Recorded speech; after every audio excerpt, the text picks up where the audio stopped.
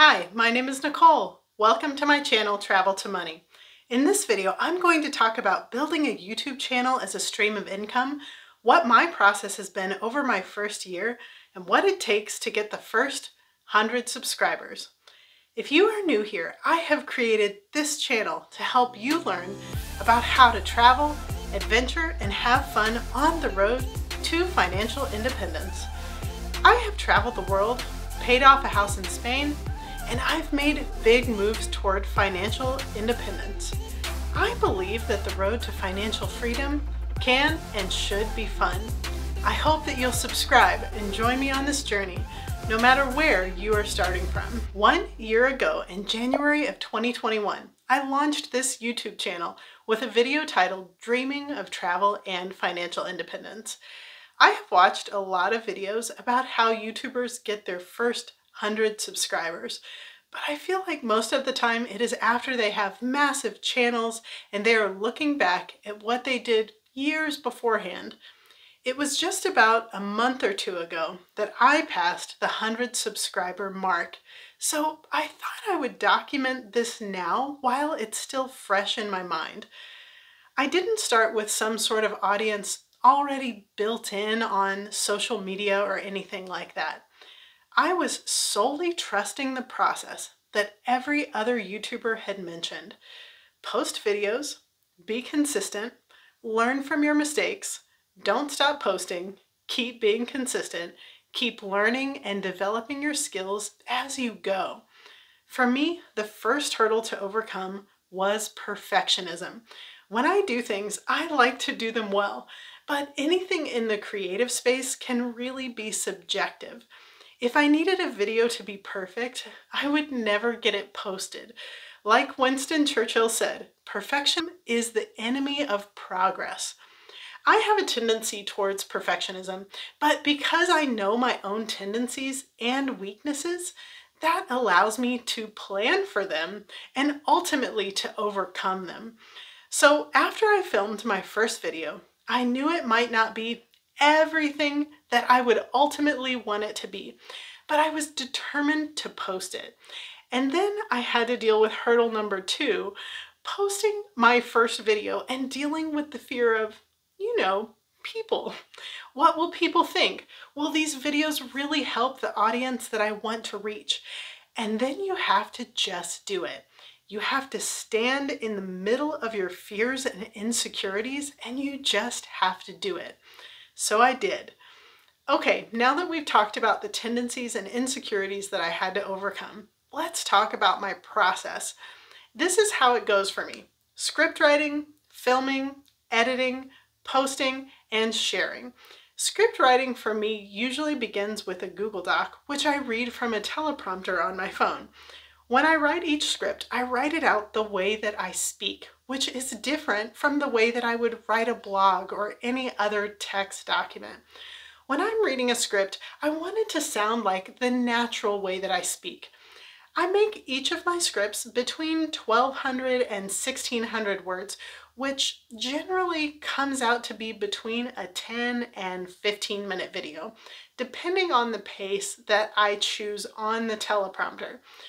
Writing a script usually takes me about 2 hours. Between the script writing and the filming, I have a friend of mine review the script to make sure that I don't say anything stupid. Then I move on to filming. Now I've gotten to the point where I try to film 2 or 3 different videos in one day because it takes a bit of hair and makeup, and I don't want to do all of that just to film a 10-minute video. It is more efficient to film multiple videos at one time. I use my Samsung Note 10 Plus to film. When I first started, I used the front-facing camera with an app called Nano teleprompter. I would drop my script right into the teleprompter on my phone and read it from the phone that was also filming me. The only problem is that the front-facing camera is not as high quality. I've been waiting to purchase my next phone because I am hoping, really hoping, that Samsung will release a new model phone that has an upgraded front-facing camera. That's what the rumors have been. It really is the easiest way to film, in my opinion. I've now moved to using the rear camera, and I put another phone up in front of the camera with the teleprompter app. It doesn't capture my eyes as well, but it's a solution until they make a phone with a better front-facing camera. I really wanted a better quality shot, and so the rear camera is doing okay for now. I'm making it work, and these two phones are literally taped together. You gotta just jerry-rig stuff sometimes.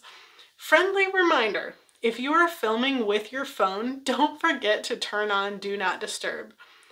I use a large ring light on a tripod, and that's pretty much it. That's the equipment I got started with. Is it the best filming equipment in the world? No. Will it get the job done? Yes. Now, the one thing that I have upgraded since I started is the microphone.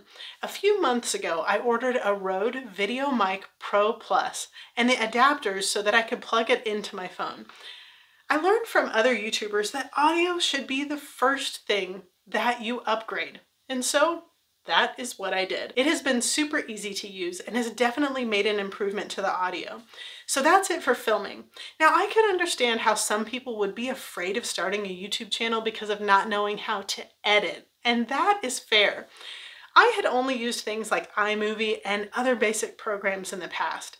I decided on this venture to teach myself to use Adobe Premiere Pro. I have come to enjoy using Premiere Pro, but I do think it might be a bit advanced for some. I believe Canva now has the ability to edit and make videos on their platform with what I'm guessing would be a much more user-friendly approach for a beginner.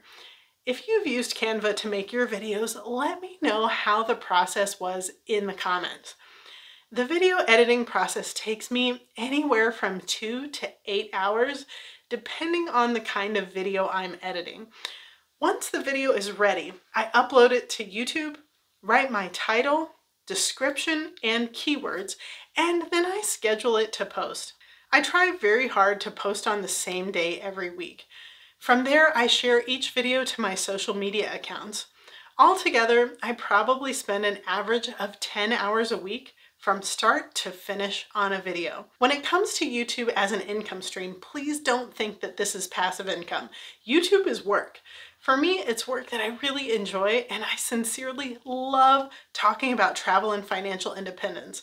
If I wasn't making videos, I'd be having these conversations anyway, and I think that's a great way to figure out what you can offer to people through YouTube. What are you passionate about? What do you find yourself talking about in everyday life? The first couple of years on YouTube are not likely to produce any income. So it's important that you enjoy what you are doing if you are going to be investing 500 hours of your life to provide value to other people in some way without having any kind of return for it initially. For me, it makes my whole week when I hear that someone opened an investment account or made a better travel decision because of watching one of these videos. So now let's talk about growing your channel and if what all the blogs and videos say are true. In my YouTube journey, I haven't pushed that hard asking people to subscribe. I don't want someone to subscribe to this channel just because they know me and are trying to support me, although I really appreciate their support. It doesn't do me any good in the long run to have subscribers that aren't actually interested in the content. I want people to subscribe who will actually find this channel helpful. I'm okay with a slow build because I want it to be a solid build. And slow it is, but what they say is true. If you are consistent and you are posting content that is helpful to viewers, it does build over time. I had read that it usually takes about a year to get the first 100 subscribers. For the first 10 months, it was very slow. I had the initial 20 or 30 friends and family who subscribed, and then I would usually only get about 1 or 2 subscribers every week. Then it happened for me.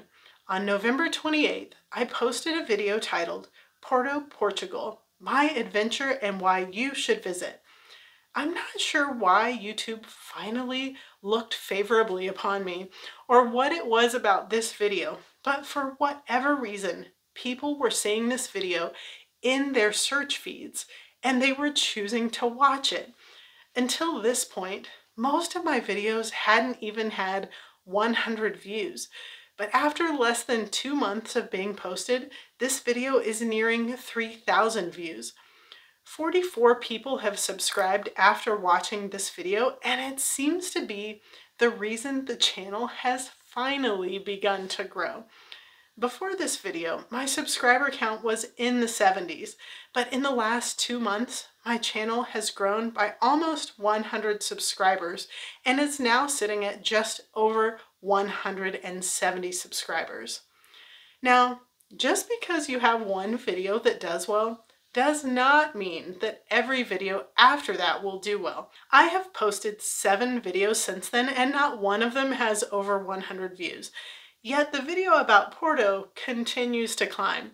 I generally get between 1 and 5 subscribers per day at this point. It's not like I've hit some sort of jackpot, but let me just say that the first year is hard if you care about the numbers. But it's exactly like everyone else says. YouTube will eventually start to show your videos to people who are interested if you just stick with it.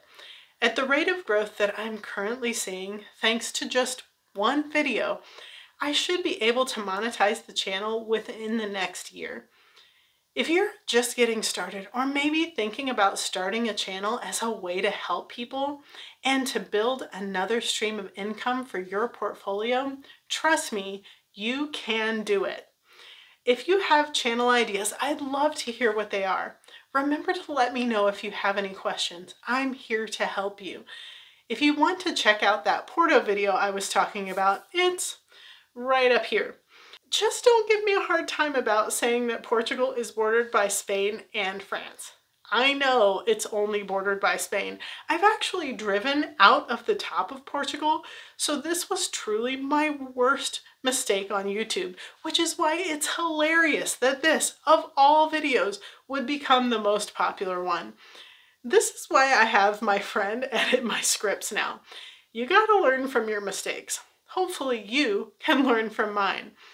If this journey sounds like one you want to join me on, hit that subscribe button, and I'll see you every Sunday where travel and adventure build financial freedom.